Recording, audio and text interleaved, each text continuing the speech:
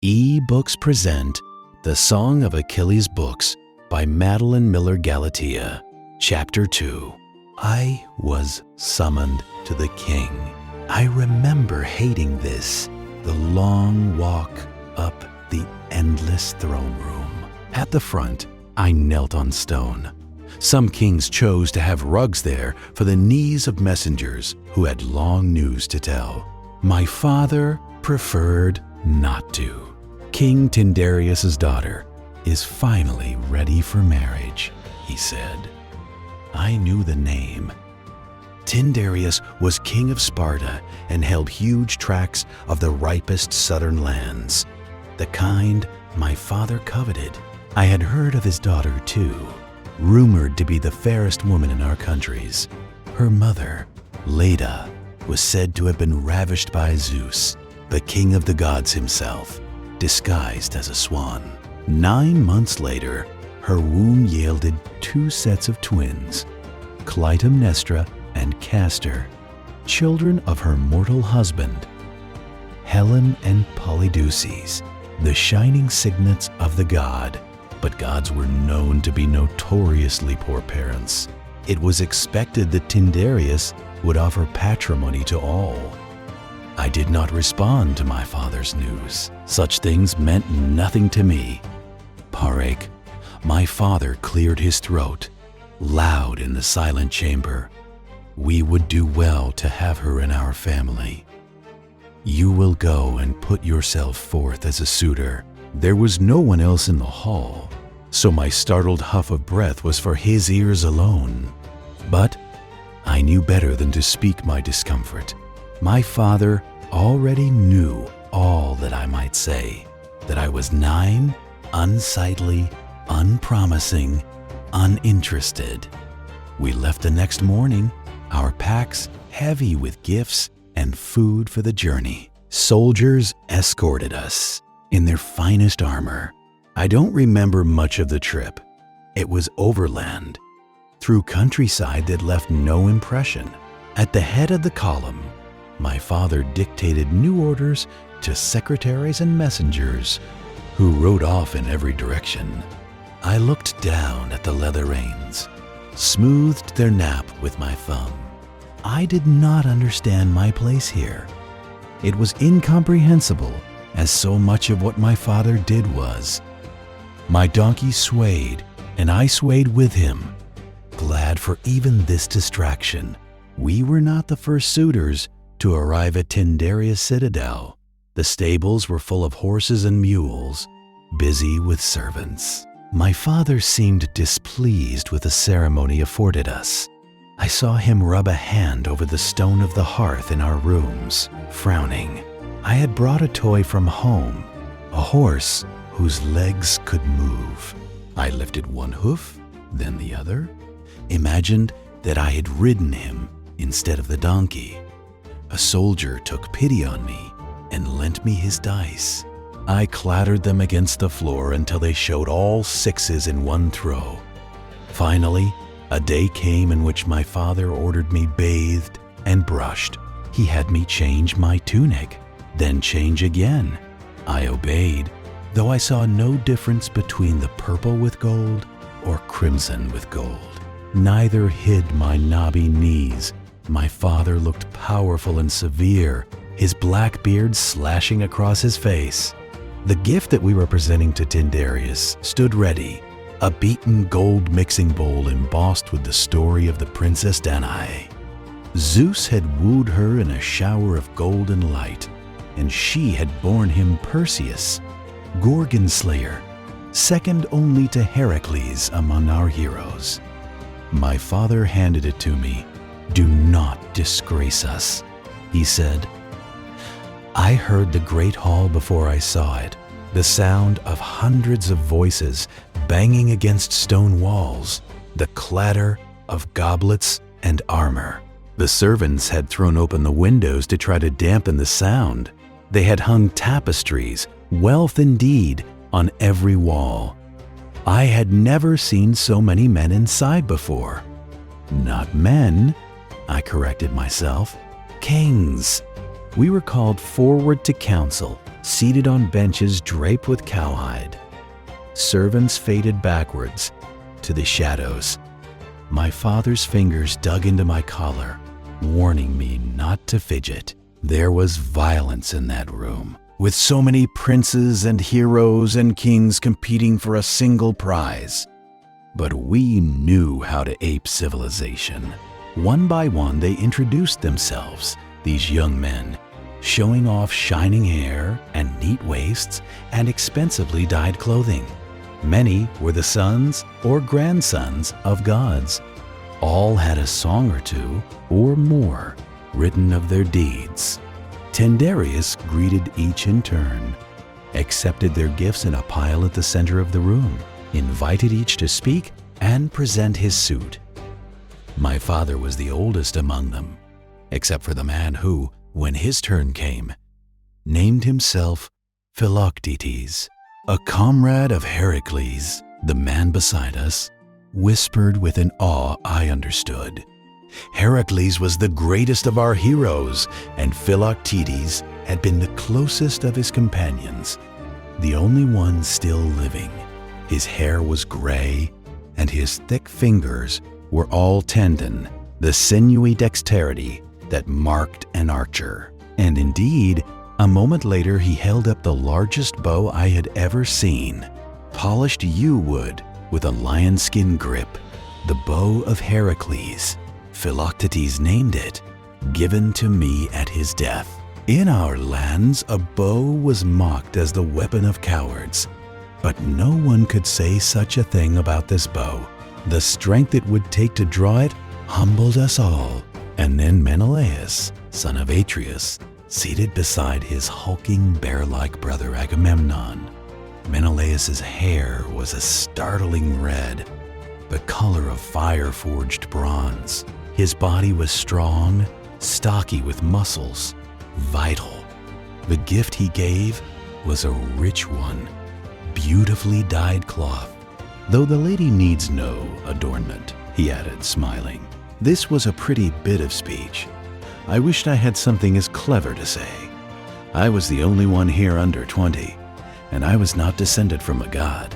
Perhaps Peleus's blonde-haired son would be equal to this, I thought. But his father had kept him at home. Pry, man after man, and their names began to blur in my head. My attention wandered to the dais, where I noticed, for the first time, the 3 veiled women seated at Tyndareus' side. I stared at the white cloth over their faces, as if I might be able to catch some glimpse of the woman behind it. My father wanted one of them for my wife. 3 sets of hands, prettily adorned with bracelets, lay quiet in their laps. One of the women was taller than the other 2. I thought I saw a stray dark curl peek from beneath the bottom of her veil. Helen is light-haired, I remembered, so that one was not Helen. I had ceased to listen to the kings, playing presuming. Welcome, Menoetius. The speaking of my father's name startled me. Tyndareus was looking at us. I am sorry to hear of the death of your wife. My wife lives, Tyndareus. It is my son who comes today to wed your daughter. There was a silence in which I knelt, dizzied by the spin of faces around me. Your son is not yet a man. Tyndareus' voice seemed far away. I could detect nothing in it. He need not be. I am man enough for both of us. It was the sort of jest our people loved, bold and boasting. But no one laughed. I see, said Tyndareus. The stone floor dug into my skin. Yet I did not move. I was used to kneeling. I had never before been glad of the practice in my father's throne room. My father spoke again in the silence. Others have brought bronze and wine, oil and wool. I bring gold, and it is only a small portion of my stores. I was aware of my hands on the beautiful bowl, touching the story's figures. Zeus appearing from the streaming sunlight, the startled princess. Their coupling. My daughter and I are grateful that you have brought us such a worthy gift, though paltry to you, a murmur from the kings. There was humiliation here that my father did not seem to understand. My face flushed with it. I would make Helen the queen of my palace, for my wife, as you know well, is not fit to rule. My wealth exceeds all of these young men, and my deeds speak for themselves. I thought the suitor was your son. I looked up at the new voice, a man who had not spoken yet. He was the last in line, sitting at ease on the bench, his curling hair gleaming in the light of the fire. He had a jagged scar on one leg, a seam that stitched his dark brown flesh from heel to knee, wrapping around the muscles of the calf and burying itself in the shadow beneath his tunic. It looked like it had been a knife, I thought, or something like it, ripping upwards and leaving behind feathered edges whose softness belied the violence that must have caused it. My father was angry. Son of Laertes, I do not remember inviting you to speak. The man smiled. I was not invited, I interrupted. But you need not fear my interference. I have no vested interest in the matter. I speak only as an observer. A small movement from the dais drew my eye.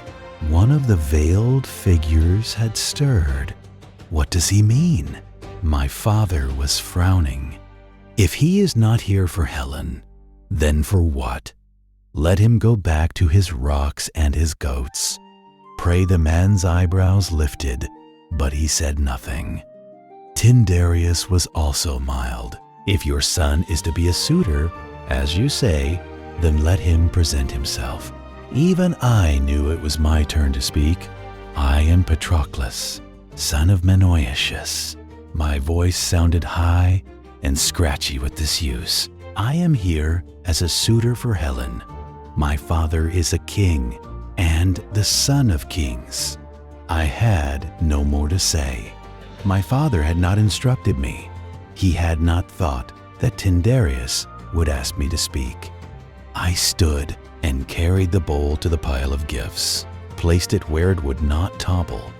I turned and walked back to my bench. I had not disgraced myself with trembling or tripping, and my words had not been foolish. Still, my face burned with shame. I knew how I must look to these men. Oblivious? The line of suitors moved on. The man kneeling now was huge, half again as tall as my father, and broad besides. Behind him, two servants braced an enormous shield. It seemed to stand with him as part of his suit, reaching from his heels to his crown. No ordinary man could have carried it, and it was no decoration. Scarred and hacked edges bore witness to the battles it had seen. Ajax, son of Telamon, this giant, named himself. His speech was blunt and short, claiming his lineage from Zeus and offering his mighty size as proof of his great-grandfather's continuing favor. His gift was a spear, supple wood, beautifully cut. The fire-forged point gleamed in the light of the torches. At last, it was the man with the scar's turn. Well, son of Laertes? Tyndareus shifted in his seat to face him. What does a disinterested observer have to say to these proceedings? Pah! The man leaned back. I would like to know how you are going to stop the losers from declaring war on you, or on Helen's lucky new husband. I see half a dozen men here, ready to leap at each other's throats. You seem amused. The man shrugged. I find the folly of men amusing. The son of Laertes scorns us. This was the large man, Ajax, his clenched fist as big as my head. son of Telamon, never. Then what? Odysseus, speak your mind for once. Tyndareus' voice was as sharp as I'd heard it. Odysseus shrugged again. This was a dangerous gamble. Despite the treasure and renown you have won, each of these men is worthy and knows it. They will not be so easily put off. All this you have said to me in private.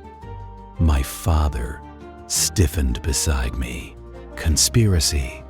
His was not the only angry face in the hall. True. But now I offer you a solution. He held up his hands, empty. I have brought no gift and do not seek to woo Helen. I am a king, as has been said, of rocks and goats. In return for my solution, I seek from you the prize that I have already named. Give me your solution, and you shall have it. Again, that slight movement. From the dais, one woman's hand had twitched against her companion's dress. I believe that we should let Helen choose. Odysseus paused to allow for the murmurs of disbelief. Women did not have a say in such things. No one may fault you then. But she must choose now, at this very moment, so she will not be said to have taken counsel or instruction from you. And he held up a finger. Before she chooses, every man here must swear an oath to uphold Helen's choice and to defend her husband against all who would take her from him. An oath? And over such an unconventional matter as a woman choosing her husband? The men were suspicious. Very well. Tyndareus, his face unreadable, turned to the veiled women. Helen, do you accept this proposal? Her voice was low and lovely, carrying to every corner of the hall, I do. It was all she said, but I felt the shiver go through the men around me. Even as a child I felt it, and I marveled at the power of this woman who, though veiled, could electrify a room. Her skin, we suddenly remembered, was rumored to be gilded. Her eyes dark and shining as the slick obsidian that we traded our olives for. At that moment, she was worth all the prizes in the center of the hall, and more.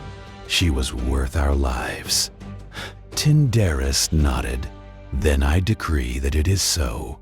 All those who wish to swear will do so. Now, I heard muttering, a few half-angry voices, but no man left. Helen's voice and the veil, gently fluttering with her breath, held us all captive. A swiftly summoned priest led a white goat to the altar. Here, inside, it was a more propitious choice than a bull whose throat might splash unwholesomely upon the stone floor. The animal died easily, and the man mixed its dark blood with the cypress ash from the fire. The bull hissed, loud in the silent room. You will be first. Tyndareus pointed to Odysseus. Even a 9-year-old saw how fitting this was. Already Odysseus had shown himself too clever by half. Our ragged alliances prevailed only when no man was allowed to be too much more powerful than another. Around the room, I saw smirks and satisfaction among the kings. He would not be allowed to escape his own noose. Pa? Odysseus's mouth quirked in a half smile. Of course, it is my pleasure, but I guessed that it was not so. During the sacrifice, I had watched him lean back into the shadows, as if he would be forgotten. He rose now, moved to the altar. Now Helen. Odysseus paused, his arm half extended to the priest. Remember that I swear only in fellowship, not as a suitor. You would never forgive yourself if you were to choose me. His words were teasing and drew scattered laughter. We all knew it was not likely that one so luminous as Helen would choose the king of barren Ithaca. One by one, the priests summoned us to the hearth, marking our wrists with blood and ash, binding as chains. I chanted the words of the oath back to him, my arm lifted for all to see. When the last man had returned to his place, Tyndareus rose. "Choose now, my daughter, Menelaus." She spoke without hesitation, startling us all. We had expected suspense, indecision. I turned to the red-haired man, who stood, a huge grin cracking his face. In outsized joy, he clapped his silent brother on the back. Everywhere else was anger, disappointment, even grief. But no man reached for his sword. The blood had dried thick on our wrists. Tyndareus stood also. "I am glad to welcome a second son of Atreus to my family. You shall have my Helen, even as your worthy brother once claimed my Clytemnestra." He gestured to the tallest woman, as though she might stand. She did not move. Perhaps she had not heard. What about the third girl? This shout from a small man beside the giant Ajax. "Your niece, can I have her?" The men laughed, glad for an easing in the tension. "You're too late, Teucer." Odysseus spoke over the noise. "She's promised to me." My father's hand seized my shoulder, pulling me angrily off the bench. "We are finished here." We left that very night for home, and I climbed back on my donkey, thick with disappointment. I had not even been allowed to glimpse Helen's fabled face. My father would never mention the trip again, and once home, the events twisted strangely in my memory. The blood and the oath, the room full of kings, they seemed distant and pale, like something a bard had spun, rather than something I lived. Had I really knelt there before them? And what of the oath I had sworn? It seemed absurd even to think of it, foolish and improbable as a dream is by dinner.